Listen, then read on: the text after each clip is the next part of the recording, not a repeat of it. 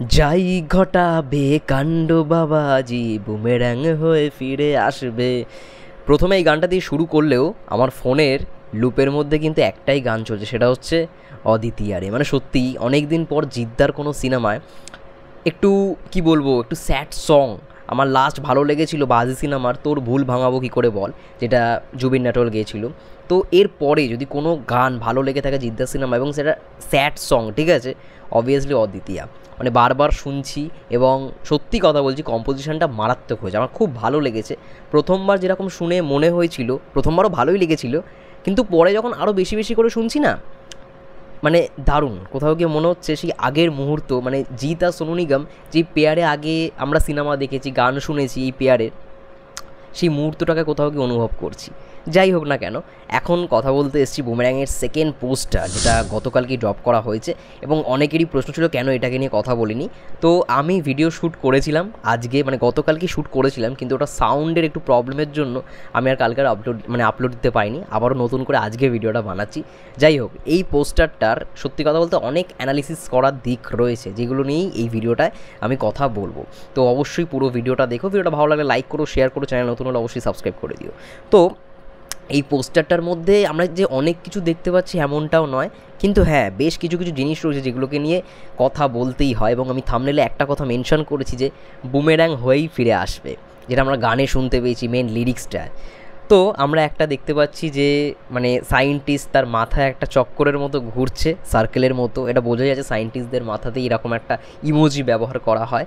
এবং তার লেফট সাইডে আমরা দেখতে পাচ্ছি রুক্মিণী দিকে, মানে এটা আই থিঙ্ক তিশা নাম হবে, আই থিঙ্ক তিশা, যে অরিজিনাল আর কি সমর সেনের বউ, এবং সমর সেন যাকে কোলে নিয়ে রয়েছে সে হচ্ছে নিশা, যাকে আমরা এই সিনেমাটার মধ্যে একটা রোবোটিক ক্যারেক্টার প্লে করতে দেখতে পারবো।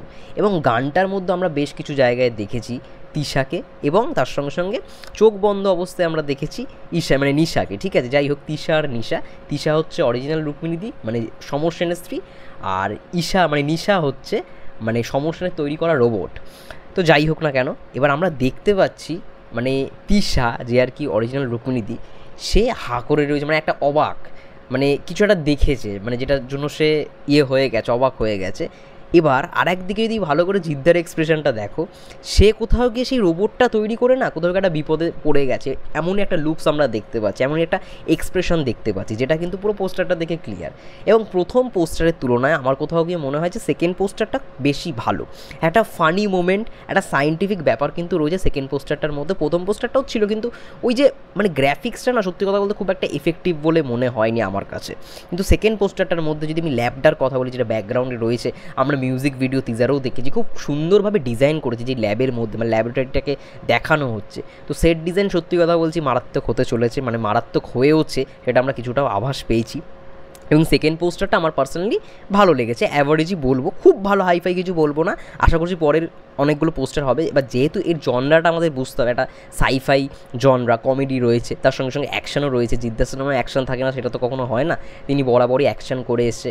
এবং আমি কোথাও গিয়ে মনে করি যে এতদিন পরে জিদ্দা একটু অন্য ঘরানার সিনেমা করছে, এবার সেটা হিট হবে কি ফ্লপ হবে আমি সেটা যাচাই করে তো সিনেমা হলে যাব না, আমি সিনেমাটা দেখবো, সিনেমা ভালো হলে ভালো বলবো, খারাপ লাগলে খারাপ বলবো, মানুষের মতনই। কিন্তু হ্যাঁ, আশা করছি ভালো হবে। এবং আমি দেখলাম যে প্রথম গানটা হয়তো সেই রকমভাবে রেসপন্স তুলতে পারিনি, যেটা হওয়াটা উচিত ছিল, কিন্তু সেকেন্ড গানটা সেরকম রেসপন্স কিন্তু হচ্ছে না, কিন্তু সেকেন্ড গানটা সত্যিই কিন্তু ভালো হয়েছে, ভালো লাগছে শুনতে।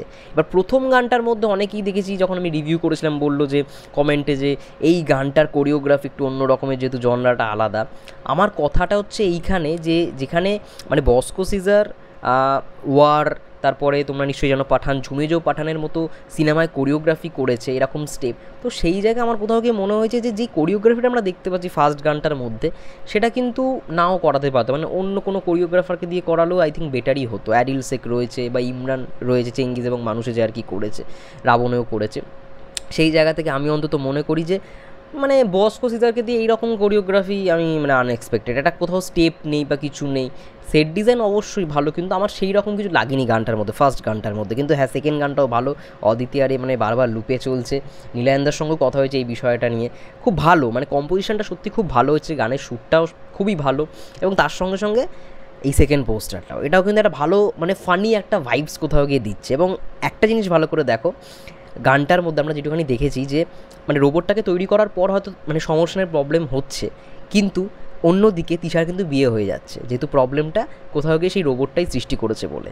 এবার অ্যাকচুয়ালি এই রোবটটা কি চলে যাবে নাকি বুমেরাং হয়ে ফিরে আসবে, এটাই কিন্তু মেন মানে আমাদের লাস্ট পর্যন্ত কিন্তু মানে মুখিয়ে বসিয়ে রাখবে সিনেমাটার মধ্যে। এবং পোস্টারটার মধ্যেও কিন্তু আমরা সেই আভাসটাই পাচ্ছি যে ফেড আপ সমর কোথাও গিয়ে একটা মানে কি বলবো কনফিউজড হয়ে গেছে যে কি হচ্ছে, তার বানানোটা কোথাও গিয়ে কি অ্যাকচুয়ালি বুমেরাং হয়ে তার কাছেই ফিরে আসছে, মানে অঘটন ঘটিয়ে কি তার কাছেই ফিরে আসবে, এটাই দেখার জন্য অবশ্যই আমাদের ওয়েট করে থাকতে হবে 7th of June জন্য।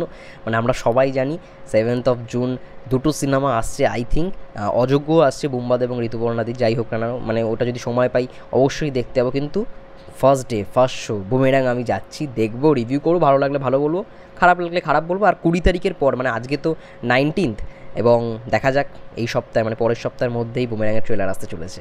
যাই হোক, তোমাদের কি মন্তব্য এই পোস্টারটা নিয়ে অবশ্যই কমেন্ট করে জানিও। আমার ভালো লেগেছে, আমি সেটা বললাম, তোমাদের কেমন লাগলো সেটাও জানিও। সবাই ভালো থেকো, সুস্থ থেকো, টেক কেয়ার।